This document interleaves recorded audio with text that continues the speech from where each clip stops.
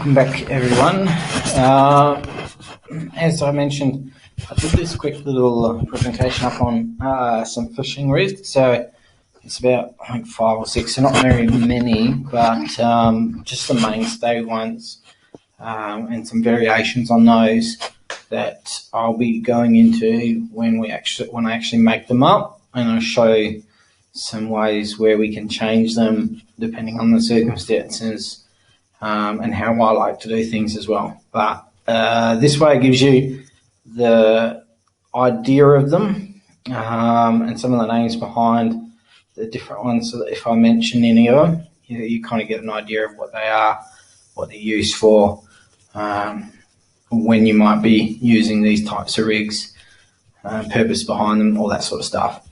Anyway, feel free to click subscribe, as there'll be a lot more of these sort of things coming out over the next few days as I do these up and put them together. I'm trying to keep them to a shorter sort of time frame, so I'll be doing short portions of different ones, covering not only normal baiting but soft plasticking and luring as a combination of the different styles. But anyway, let's get into it. So the 6 main ones I'll be looking at, you're running the sinker, or it comes sometimes referred to as slip or Carolina rig, paternoster, the double paternoster. You can even have a triple, the float paternoster rigs, fish finder rig, a pulley rig, bucktail or lure combination rig, and then some ideas around soft plastics and lure variation rigs, which incorporate some of the ones above where you don't need to modify much of your other bait rigs to introduce soft plastics or flash lures or bucktails or so forth like that, but can still use some apart from just attaching a lure at the end of your line.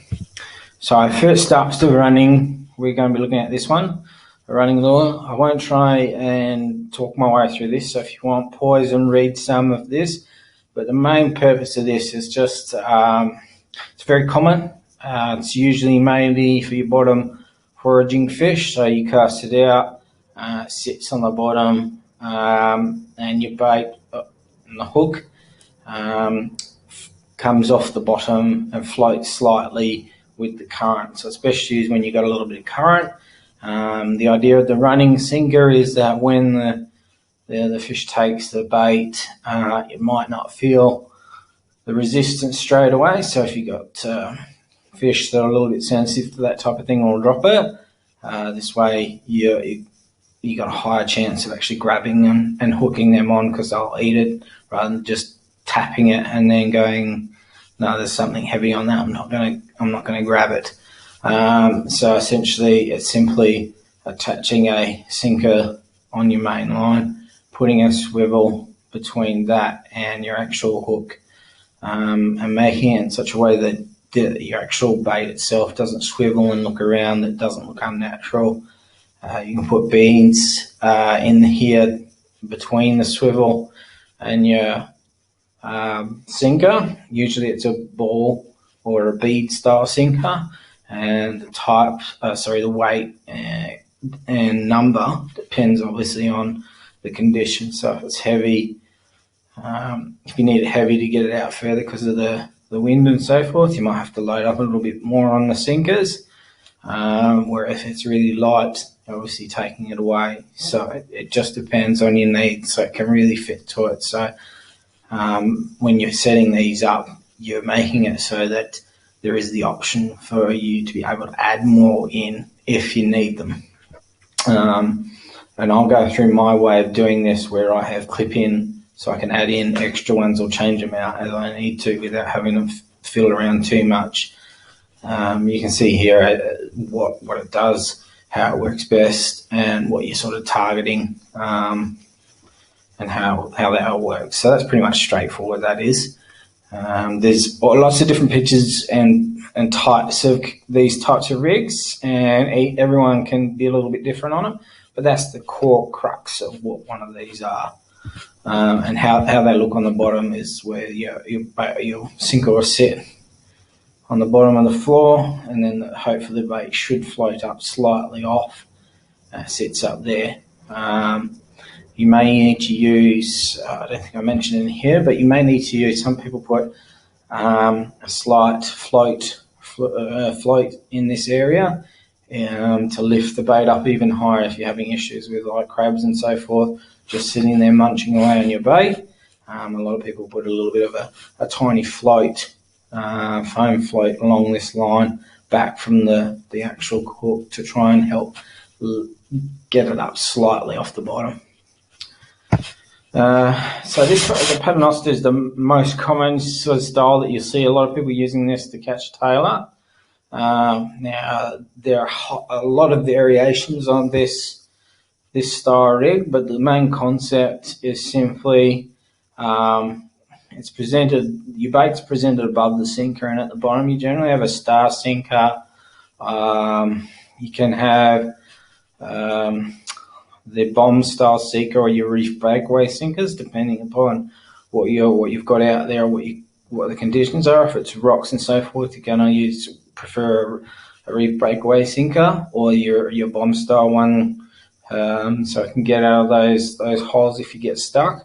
The double and the triple just simply means referring to adding more options down here. So you can have a main line coming down, and you can either use swivels or sometimes you dropper knots, and I put a dropper knot so I can clip in different style hooks. I might have my gang hook here if I wanted to gang up for a muley or whatever, and I might have another dropper further down with a smaller hook, and another one with a different size hook with a different bait. So presenting a few options, and then at the very bottom you've got your sinker, which you want on a clip, preferably with a swivel, so that you can change the weight in and out depending on the conditions. You might want heavier to get it out further.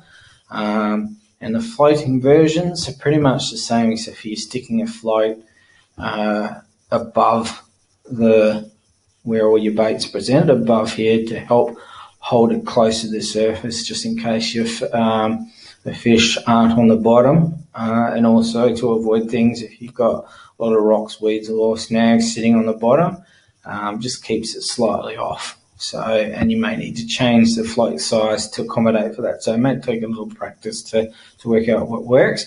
But these are really well done if you can present them well, and make them adaptable and interchangeable so that you can change them out on and off. I also have sitting up the top here as a float.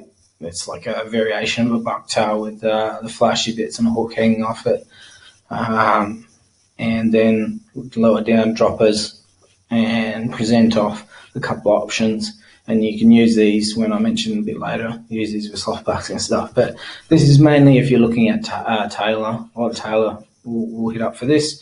Obviously, you still can get your herring, snapper, salmon, obviously. And with the smaller stuff, you still might even get your smaller fish like whiting and brim on this, if you're using smaller hooks, not gangs and so forth. But that's this is one of the main ones you'll end up using.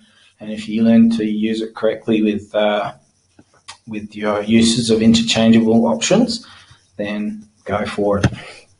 And I know I'll be demonstrating my versions of these and what they all look like and how do you space them out and everything from there.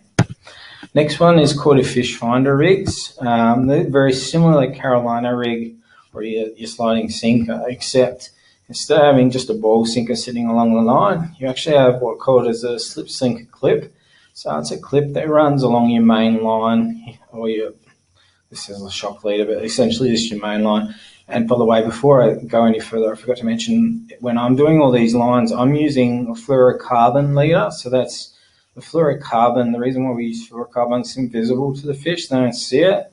So when I'm saying using less, like swivels and clips and so forth, I use the less if possible, so that there's less other objects around, and this is all clear and they can't see anything but the presentation of the bait wherever possible. So yeah, fluorocarbon leader is what you should be using. Anyway, so you put a clip sinker on here, and you're putting your star sinkers on here, and the weight obviously depends on what you're looking for.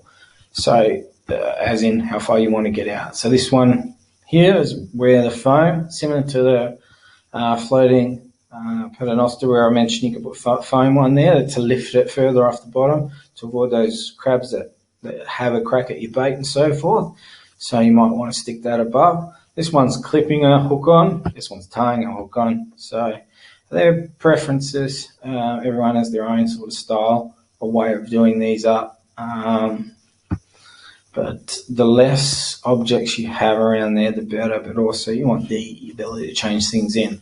The reason why this stuff works, it fits in with challenging conditions which help attract the fish, like it mentions here, with little cover and minimum structure. So if you don't have much going on out in the surf, and you got not a lot of beef structure, the sinker helps fight that current, holds it near the bottom while still presenting that bait, whilst resisting some of the current.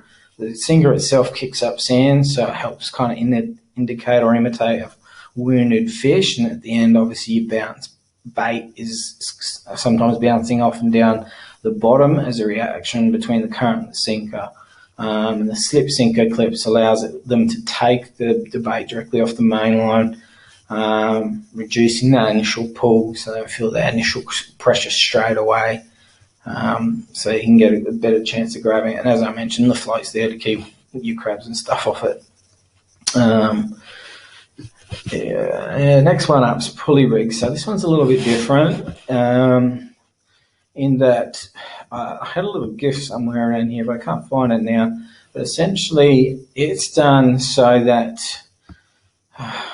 you've come down your main line, and then you've got a swivel, and then you have two lead lines leading off. Obviously, one is your hook on one side, and the other side you'll have your sinker. Generally, like in the pictures here, you've got breakaway sinkers. You can use other sinkers, obviously, but these are designed for rocks, so that's why we use the breakaway sinkers. They're more useful for rocks.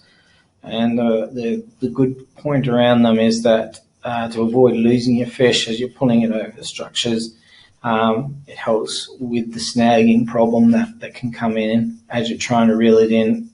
As items get snagged, you don't want to lose your fish just because your sinker or some part of your line got stuck. And you use what we call these breakaway or impact clips. So see how this is bait clip.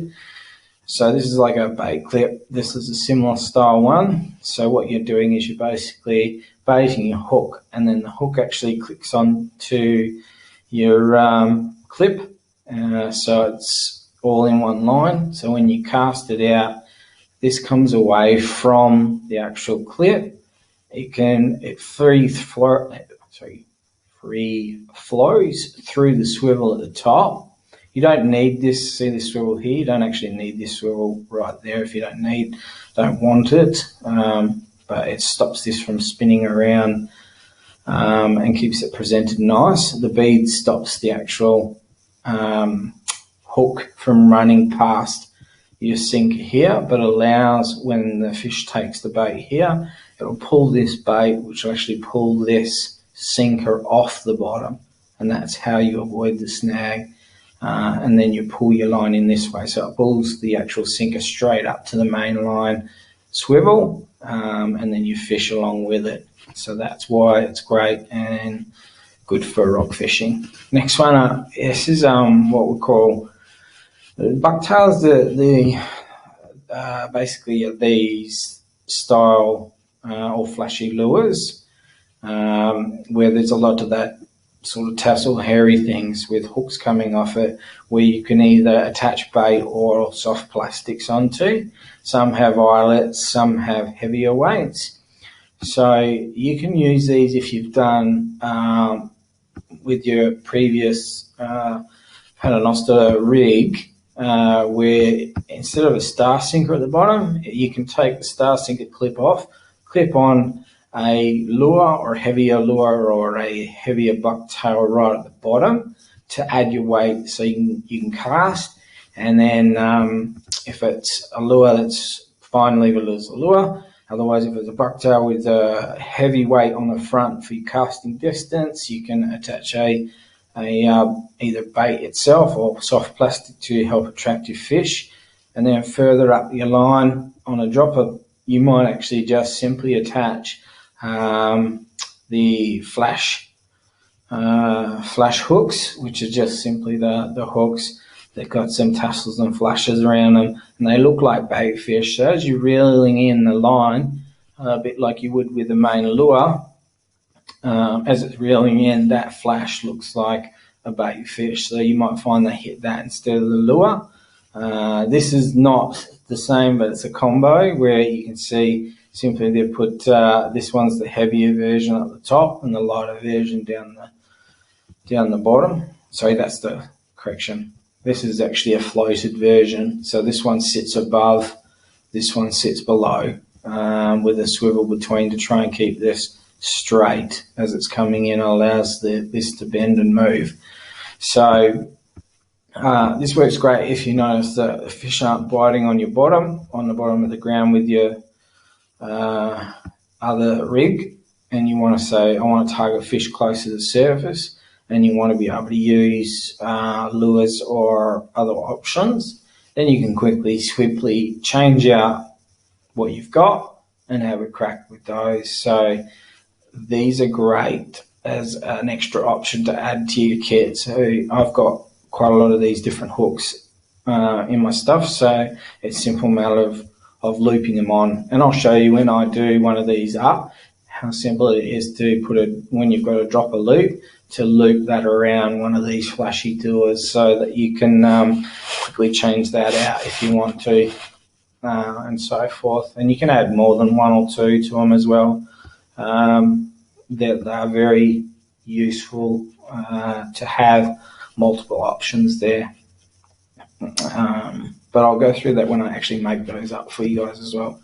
Now, when it comes to soft plastics and lure variations, this is when I'm looking at not just as a way of combining what the rigs that we've already done with soft plastics and bucktails and flashy lures or flashy hooks and so forth,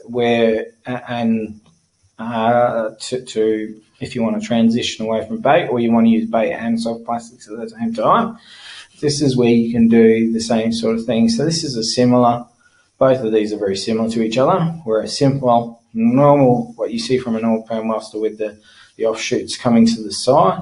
Instead here, he's got a soft plastic that's probably a little bit lighter sitting up the top. Here's one with the flashy hooks with another style soft plastic hanging off there, so that and this one's holding it closer to the bottom, and these are floating in the current. The tails are wagging to attract the fish, and these tassels also go with the current. So this is another option you can use if you want to resort to soft plastics rather than just throwing out a single line with one soft plastic on it. Use what you've got. Use the lures the rigs you already made up, and just modify them. And that's what I'd like to do. Is be able to interchange my stuff, because fish are sometimes particular about what they want. So this one's where you got lead off. These ones are simple dropper lines, and they're rigged right close to the main line. You can do both of those style. This one here is an interesting one where you've got your simple dropper loops coming off here with those flashy hooks that I'm talking about. That you don't necessarily need to have bait on them. A lot of fish go for these flashy hooks regardless. Nice long shake with it, and you'll find that sometimes they'll target this. In the end, you can put your lure, depending on what lure you want. This one's got a spoon or a spinner lure. So as you're reeling your line in, your lure's spinning at the back, which also spin all of these around. So that flash from the lure might catch something, or the flash from these little hooks might catch the smaller fish as well. So it gives you lots of options. Now here we've got a Carolina version or a a slip sinker rig or a Carolina rig with a soft plastic on the end. Same with the fact a feeder, the fish feeder, the same design you can use for both, but putting a soft plastic on the end instead of bait. So this way, the same thing you do with two of the other options. Instead, switch to soft plastics, and you can rig them up in different ways. So this is one way of rigging, another way of rigging, another way of rigging, and below here, if you can see it, it's another version of rigging. And to see if I can grab a picture, here it is. Here's another one. Don't worry about the title because it's pretty much the same as the Carolina, but this one has like you see these soft plastics which look like little worms. So you just put a hook through the bottom of it, and you let this sit on the bottom. So this will attract, as it dressed up like a bit of a worm, so it can attract the whiting or stuff that's sit on foraging along the bottom. And your sinker helps it sit on the bottom, and this floats with the current. So you can use these with soft plastics as well. So that's another variation of that. So summary, essentially, I just wanted to go over some of the main common rigs you got with the variations to those rigs. And we'll add options to our rigs to increase the odds of hooking up as we present a lot of variety. Because you don't know, technically, you might not know what species you've got out there. So throwing out these options, you're giving you your best chance of getting stuff. Now, so in my follow-up videos, as it says here, I'll be doing the rigs up so you can see them done in full tide, done properly with actually tied up with swivels and with dropper lines to show you the difference and what it looks like. And then I'll also show you how I like to use, with my preference, the ability to interchange out the options and how quickly you can change those options in and out to change in, say, soft plastics or lures or floats and so forth to adjust to the conditions, because every time you go out, it'll be a different condition. So there are a huge number of other different rigs out there. There's tons.